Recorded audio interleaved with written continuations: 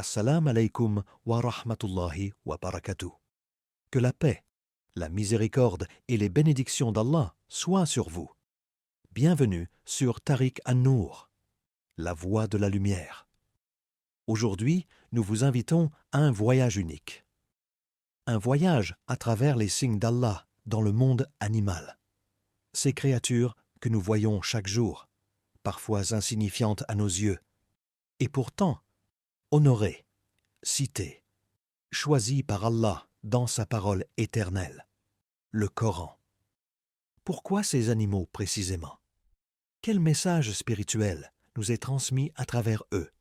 Et surtout, que nous enseignent-ils sur notre propre âme, notre nature et notre lien avec le Créateur? 1. Le corbeau, le premier enseignant de l'humanité. Alors Allah envoya un corbeau qui se mit à gratter la terre pour lui montrer comment ensevelir le cadavre de son frère. Sourate Al-Maïda 5.31. Un silence plane. Pas un silence de paix, mais celui qui suit la faute, la chute, l'irréparable. La terre n'a pas encore bu le sang d'Abil, et déjà le cœur de Kabil est alourdi d'un poids inconnu. Il a ôté une vie, son frère, son sang. Mais Kabil ne pleure pas. Il regarde ce corps, sans savoir quoi en faire. Il est le premier meurtrier, et il ne sait même pas comment enterrer sa honte. C'est là qu'intervient une créature que l'on croit souvent vide d'âme. Un corbeau, noir, froid, presque effrayant. Et pourtant, c'est lui que Dieu envoie pour enseigner, pour corriger, pour éveiller une étincelle de regret dans ce cœur qui ne savait plus ressentir. Un oiseau qui gratte la terre, qui creuse, qui enseigne sans un mot. Un oiseau qui réveille l'homme. Car parfois, l'homme est sourd aux paroles, mais il apprend par le silence d'une bête. Et toi? As-tu déjà écouté les leçons muettes d'un animal, d'un arbre, d'un vent, d'un geste? Peut-être qu'un chat errant, un oiseau blessé, t'a déjà montré ce que ton orgueil refusait de voir. Ainsi dit le Coran. Il n'y a pas de bête sur terre, ni d'oiseau volant de ses ailes, qui ne forment des communautés comme vous. Sourate Al-An'am 6.38. Regarde mieux. Peut-être que ton prochain maître n'aura pas de voix, mais un message plus profond que bien des discours. 2. L'abeille, l'ouvrière de la révélation. Et ton Seigneur a révélé à l'abeille, prends des demeures dans les montagnes, les arbres et les habitations des hommes. Sourate An-Nahl 16.68. Elle est minuscule, et pourtant son monde est un royaume, une cité ordonnée, dévouée, sacrée. Le Coran ne parle pas ici d'un simple instinct, mais d'une révélation, une wahi, comme s'il y avait, dans le vol de cette créature ailée, un lien direct entre elle et le ciel. Pas un mot, pas de discours, juste une vie, parfaitement alignée à ce qu'Allah lui a confié. Elle bâtit, elle pollinise, elle produit ce que l'on récolte avec gratitude. Mais surtout, elle donne. Et elle donne sans rien exiger. Et toi, si ta vie suivait ce même souffle, si chaque acte, chaque geste, chaque matin était guidé non par l'envie, mais par la révélation, par une lumière qui te dit où aller, comment te rendre utile, et pour qui tu travailles, au fond, comme l'évoque un autre passage. Chacun œuvre selon sa manière, et ton Seigneur connaît mieux qui suit le chemin le plus droit. Sourate Al-Isra 17.84. L'abeille ne parle pas, mais elle enseigne une des formes les plus pures de la servitude, la dévotion dans l'ombre. Elle ne cherche ni l'écho, ni les louanges.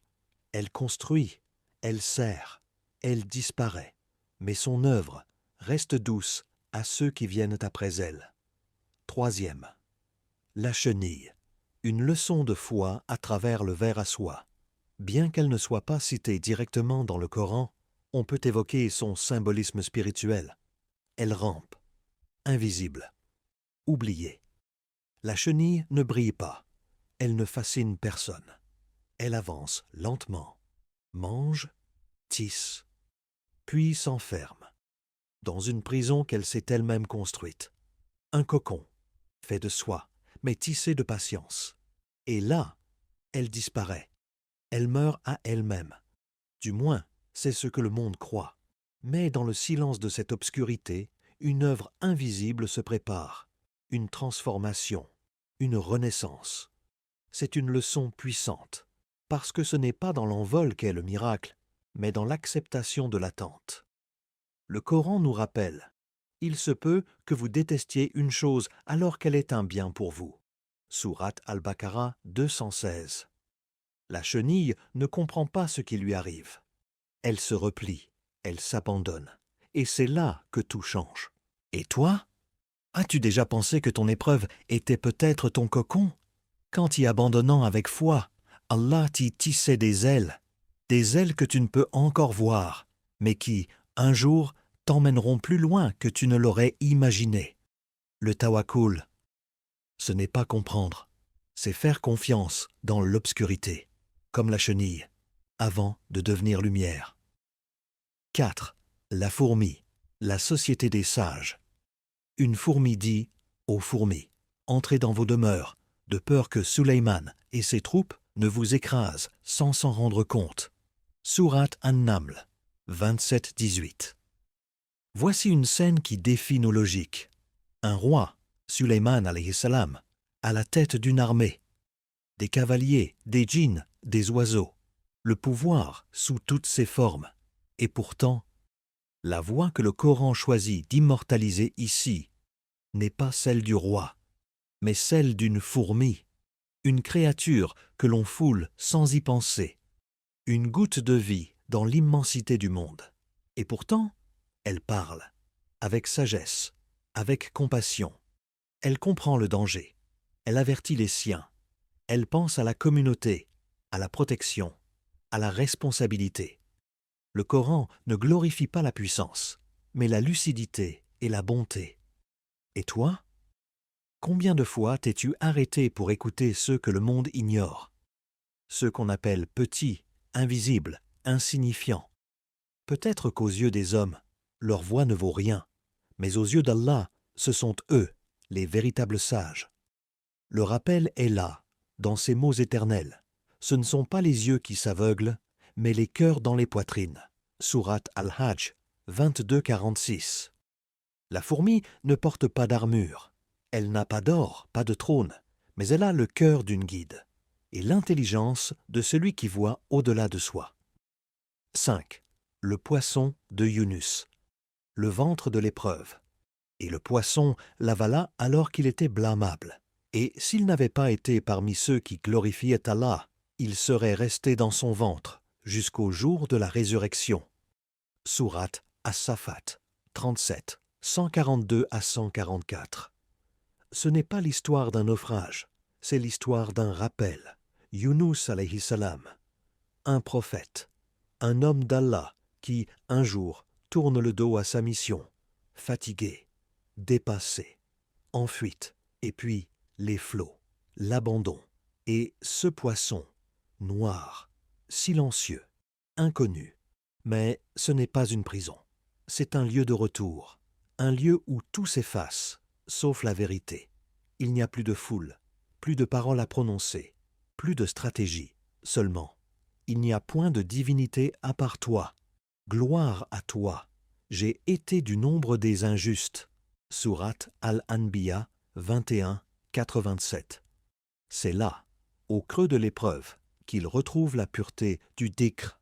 Comme l'enseigne le Coran ailleurs, n'est-ce pas par l'évocation d'Allah que les cœurs trouvent la quiétude? Sourate Ar-Ra'd 13.28. Et toi, dans ta solitude, dans ton isolement, dans cette phase de ta vie que tu refuses de regarder en face, est-ce que tu as oublié de dire « Subhanak » ? As-tu oublié qu'il est là, même dans ce qui te semble une fin? Parfois, ce que tu prends pour une tombe est en réalité un refuge sacré, un lieu de reconnexion, un ventre obscur, où ton âme apprend enfin à respirer. 6. Le chien des gens de la caverne. Leur chien était étendu sur ses pattes à l'entrée de la caverne. Sourate Al-Kahf 18-18. Ils ont fui, non pas pour échapper à la vie, mais pour préserver leur foi. Des jeunes hommes, croyants, persécutés, déterminés. Ils laissent tout derrière eux, sauf l'essentiel. Et avec eux, un chien. Oui, un chien. Pas un savant, pas un héros, pas même un humain, juste un compagnon silencieux. Étendu à l'entrée de leur refuge, il veille, il attend, il fait partie du miracle. Allah le mentionne 3 fois dans cette sourate. 3 fois, dans un récit sacré. Un animal que tant méprise, mais qu'Allah a honoré. Et ton Seigneur ne traite personne injustement. Sourate Al-Kahf 18-49. Et toi, as-tu déjà jugé un être par ce qu'il est, plutôt que par ce qu'il offre? Un cœur loyal, un silence fidèle, une présence qui ne trahit pas. Cela vaut-il moins que 1000 beaux discours? Ce chien n'a pas parlé, il n'a pas prêché, il est resté, à la porte, avec eux, jusqu'au bout. Et Allah, dans sa sagesse, l'a inscrit à jamais dans l'histoire des croyants. Et si toi aussi, ta grandeur ne dépendait pas de ce que tu dis, mais simplement de qui tu choisis de ne pas abandonner. Ces créatures sont des signes. Allah a dit dans le Coran, « Il n'y a pas de bête sur terre, pas d'oiseau volant de ses ailes, qui ne forment des communautés comme vous. » Sourate Al-An'am 6-38. Toutes ces créatures, ce ne sont pas que des anecdotes. Ce sont des signes, des enseignements, des miroirs. Il ne tient qu'à nous de les regarder, avec les yeux du cœur. Clôture et rappel. Ô toi qui écoutes, rappelle-toi que dans chaque animal qu'Allah a choisi de mentionner, il y a une sagesse, une lumière, un rappel pour l'âme éveillée. Fais partie de ceux qui méditent, pas seulement sur les versets écrits, mais sur les versets vivants de la création. Abonne-toi à Tariq An-Nour, la voix de la lumière, et que tes pas te rapprochent d'Allah, un souffle à la fois.